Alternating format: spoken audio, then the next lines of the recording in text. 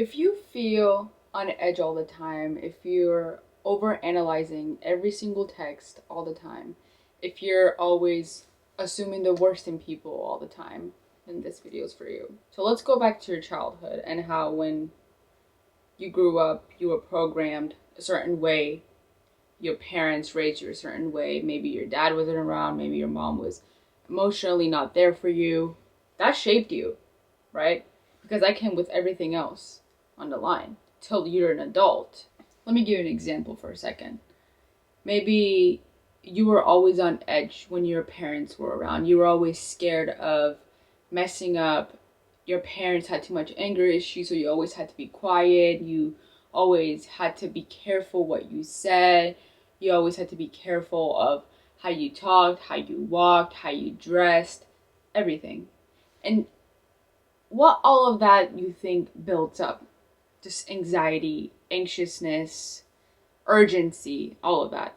Until this day, I didn't know that I had this big epiphany, this problem, because I knew that my childhood really affected my adult life. I knew the logical standpoint of it, that I knew there was something wrong with it, and I knew that I had to fix it. Heal it, actually. Let me correct myself. I knew I had to heal myself, and I knew that I had to reprogram myself and my behaviors because it started showing up in my relationship.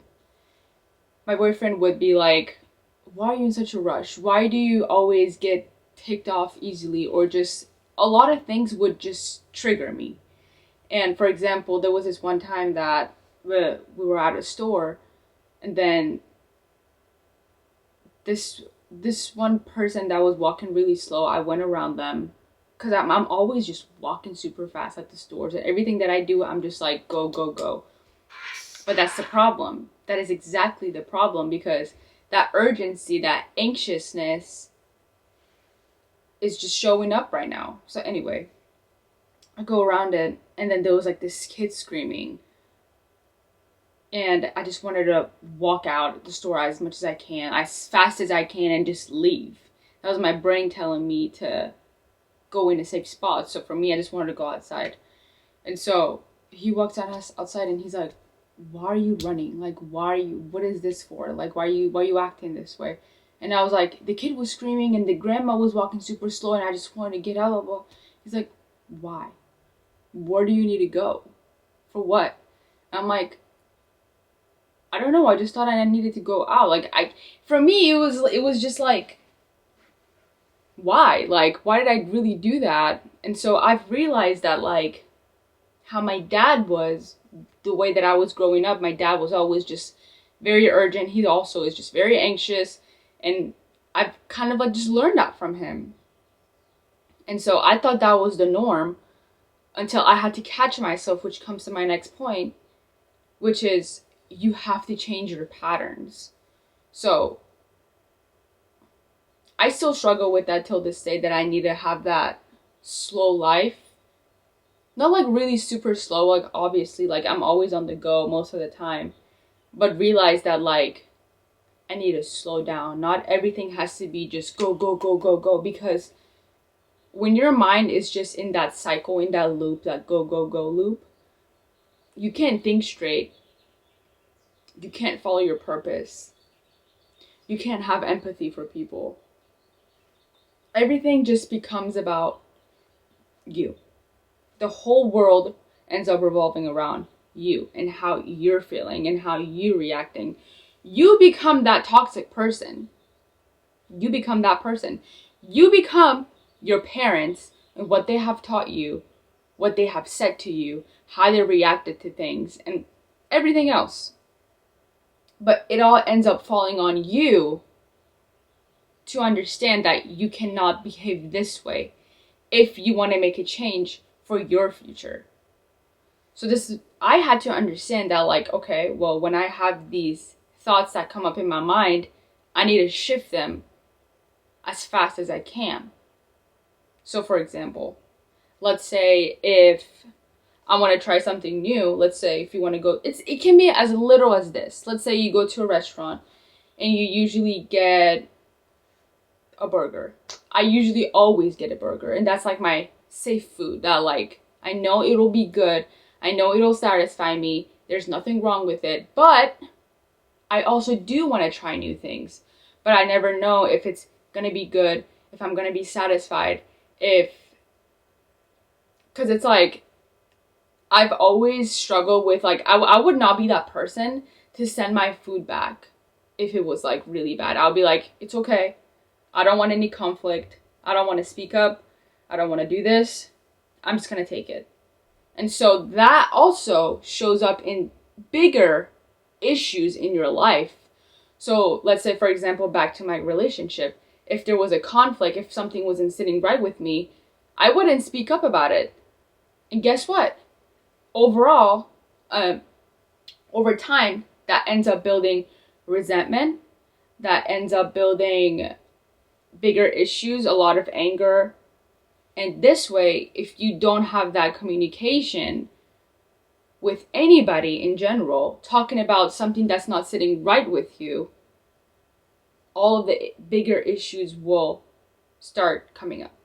For example, you want yourself, you want your mind to always be in a powerful state. We have primal state and we have powerful state. Primal state is anger, stress, overwhelm, feelings that just don't feel good. So primal state will basically be fight or flight. And powerful state will obviously be joy, curiosity, happiness, all that stuff. If you feel like, let's say something bigger than going to a restaurant and trying new food. Well, guess what? You end up getting that. Let's say you want to get a pizza now. You get a pizza. It tastes good. Sure. You get over it. But in your brain, it's not just as big as that. Oh, it was good. It's done. Sure, I tried something new. Next time you go to a restaurant, the same thought is going to come to your mind. You're like, okay, I tried a pizza last time. What if I try something new again this time? Right? Then it ends up bouncing to bigger things in your life. Right? So if you end up having these thoughts that like, all right, I want to do something new. I want to try something new. For example, me. I had a big issue of staying at my same job because I was comfortable being there. I knew exactly what the routine was. I knew exactly what I needed to do. I didn't want any issues. I didn't want to try anything new. I thought that I couldn't do anything new. My goal is to help people out. Things like this, making videos. But also people don't realize that like, I don't like talking on the camera. I don't like to hear my voice. But over time, because this is not a normal thing for me, it will become normal later on. Right? I do have all these running thoughts right now as I'm making this video that people are not going to listen to me. Why do people need to listen to me? My mind isn't working correctly until I start talking and everything just bounces one after another, right? Try new things. Stepping out of your comfort zone will save you. And, like I said, reprogramming yourself over and over again. Let's say you want to feel good about yourself, right? Let's say you go out on a walk and you're like, okay, I really want to step out of my comfort zone and just try something new, do something new that I never usually do. My issue used to also be talking to people, trying new things with people, and just having a simple conversation with a stranger. That is such a big thing, and that is such a big skill to have that I did not have, because as a child, when I was really young, it was just to not piss off my parents, don't say the wrong thing. And so over time, it just came up as just not talking. Keeping quiet was safer than saying the wrong thing, right? But when you shift it again in your adult life, that, okay, well, I need to shift it. and I need to shift that mindset into something new, but it's scary. But back to my point, you say, let's say you go on a walk and you want to talk to a stranger. It can be as little as complimenting their shoes, complimenting their hair. That goes a long way. A lot of people, when you compliment them, they don't feel good about themselves and they would want to talk to you more because you made them feel good. You gave them that dopamine. So, I mean, that's besides the point, but my point is, you did feel good after you complimented them. You did something new. You tried something new, right? I don't think it made you really feel bad, right? Complimenting somebody? No. I think you felt good about it. So next time, if you talk to somebody new again, somebody that's strange, a stranger, you talk to a stranger, the conversation can go further than you just complimenting them, right? And over time, you try other things and you do other things. You train your brain that you are capable of reprogramming yourself, doing something new, and your brain is actually going to thank you for it. If these issues, if these insecurities don't get healed and don't get worked on, it will show up in your day-to-day life with people. You will have this scarcity mindset about money, about your career, that you can't do anything big, you can't be successful, all of that. You're going to tell yourself over and over again. But that's why it's so important to rewire yourself so you can move further on in life. Because right now, you are in this cycle, this loop that goes over and over again. Let's say, even if you do start something, you are probably relying on motivation to keep you going. You get this fire all up in you. You're like, oh, I think I got it this time. This way, I can make it happen. You stick with it for like 1 to 2 weeks, and then you're like, I'm done. It's too hard. I can't do it anymore. It's too complicated. What's the point? I can't even figure it out. The loop starts. It's going to go over and over and over. And if you don't want to step outside your comfort zone, you don't want to struggle. You don't want to struggle for that greatness every single day. You don't want to show up for yourself, because what's the point, right? What's the point? But I have to be honest with you and tell you that, yes, it is uncomfortable, but you do also have to show up, because it only depends on the bad days if you show up or not. On those bad days that you have these thoughts. Let's say if somebody texts you, you overanalyze a text for hours, maybe even for days sometimes. You don't even know what to say, and it's just a simple text. For them, it probably meant nothing, but for you, it's like this big issue. And so that plays a part with everything else in your life. If a one simple text it's eating at you that badly, then everything else is going to eat at you even worse. And that's why I say that you need to break those little habits that you usually have. Trying something new, having self-belief with yourself. The biggest thing in this healing journey, or just reprogramming yourself, rewiring yourself, is just to have self-belief. You need to understand and tell yourself that I only have myself. Not your parents, not your siblings, not your cat, not your dog, not your boyfriend, not your girlfriend, nobody. You only have yourself and God. That's it. Nobody else is going to save you. Nothing will save you. It all starts in your mind and how you go on about your day.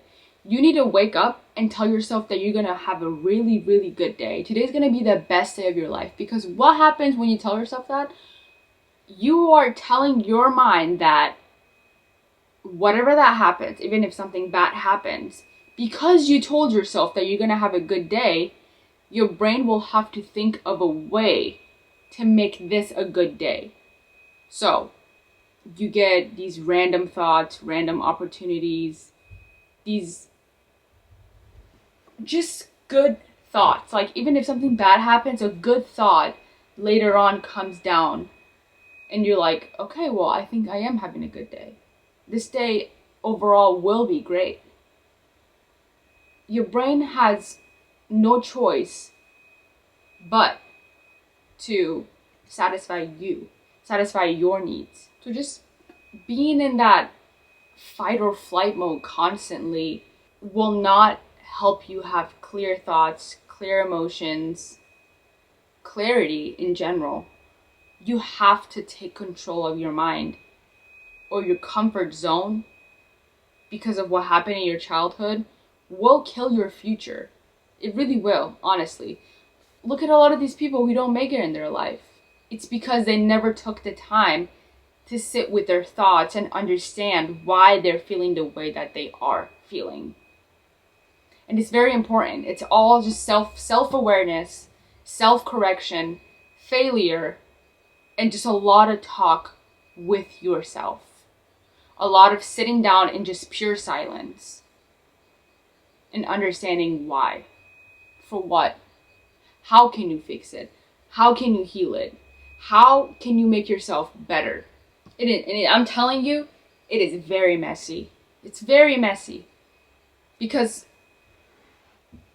I knew my childhood was the reason why everything is happening right now.